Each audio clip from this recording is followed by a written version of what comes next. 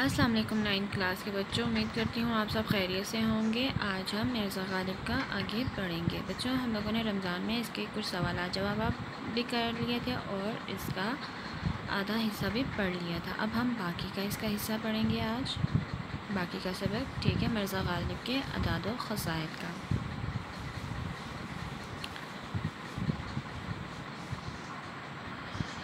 ظرافت مزاج میں اس قدر تھی کہ اگر آپ کو بجائے حیوان ناطق یا حیوان ظریف بھی کہا جائے تو بجا ہے۔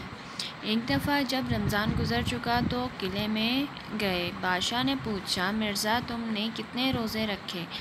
عرض کیا، پیر و مرشد، ایک نہیں رکھا۔ ایک دن نواب مصطفیٰ خان کے مقام پر ملنے آئے۔ ان کے مکان میں آگ کے چھتا تاریک تھا۔ جب چھتے سے گزر کر دیوان خان کے دروازے پر پہنچے تو وہاں نواب صاحب ان کو لینے کے لیے کھڑے تھے۔ مرزا نے ان کو دیکھ کر یہ مصرع پڑھا: آب چشم ہوا درون تاریکی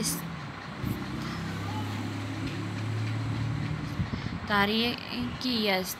ٹھیک ہے۔ جب دیوان خان میں پہنچے تو اس کے دالان میں باسبب مشرق رو ہونے کے دھوپ بھری ہوئی تھی۔ مرزا نے وہاں یہ مصرع پڑھا: اے خانہ مہ ہم آفتاب است۔ وہاں پر تاریکی است ہے، یہاں پر آفتاب است ہے۔ ٹھیک ہے۔ اب یہاں پر ظرافت مزاج یعنی کہ مزاحیہ طبیعت کے یا مزاح کرنے والی جو طبیعت کے مالک ہوتے ہیں وہ مرزا غالب کی طبیعت اتنی مزاحیہ تھی کہ ان کو اگر ہم بولنے والا یا مزاحیہ انسان کہیں تو بولنے والا انسان اور مزاحیہ انسان کہا جائے تو کچھ غلط نہیں ہے، یعنی کہ وہ درست ہوگا۔ ایک دفعہ رمضان گزر چکا تھا تو قلعے میں پہنچے تو بادشاہ نے پوچھا، مرزا تم نے کتنے روزے رکھے؟ تو انہوں نے بولا کہ آقا، پیر و مرشد، ایک نہیں رکھا۔ ایک دن نواب صاحب کے مکان پر ملنے کو آئے۔ مکان کے آگے یعنی کہ جو برآمدے کی چھت ہوتی ہے اس کو، وہ بالکل ادھر اندھیرا تھا۔ جب چھتے سے گزر کر دیوان خان میں آئے، دروازے پر پہنچے تو وہاں نواب صاحب ان کو لینے کے لیے کھڑے تھے۔ ٹھیک ہے۔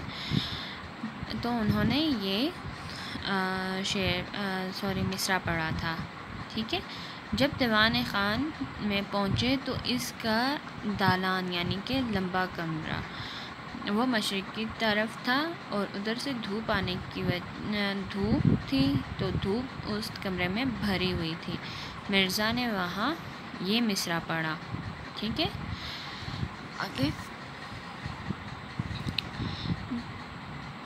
جب صحبت میں مرزا میر تقی میر کی تعریف کر رہے تھے، محفل میں مرزا میر تقی میر کی تعریف کر رہے تھے، شیخ ابراہیم ذوق بھی موجود تھے۔ شیخ ابراہیم ذوق اس ٹائم یعنی کہ مرزا غالب کے زمانے کے بہت بڑے شاعر تھے۔ یہ شاہ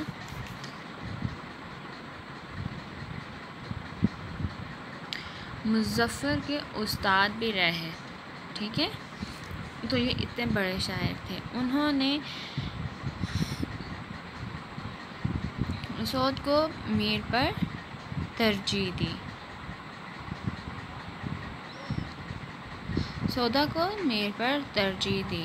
مرزا نے کہا، میں تو تم کو میری سمجھتا تھا، یعنی کہ میر تقی میر کا سمجھتا تھا، مگر اب معلوم ہوا کہ آپ سودائی ہیں، یعنی کہ دیوانے ہیں، کسی کے پیچھے پاگل ہیں، یعنی کہ اس ٹائپ میں۔ ٹھیک ہے نا۔ باوجود کہ مرزا کی آمدنی اور مقدور بہت کم تھا، مگر خودداری اور حافظ ذوق کو وہ کبھی ہاتھ سے نہ جانے دیتے تھے۔ شہر کے امر و عمائد سے برابر ملاقات تھی۔ کبھی بازار میں بغیر پالکی یا ہوادار کے نہ نکلتے تھے۔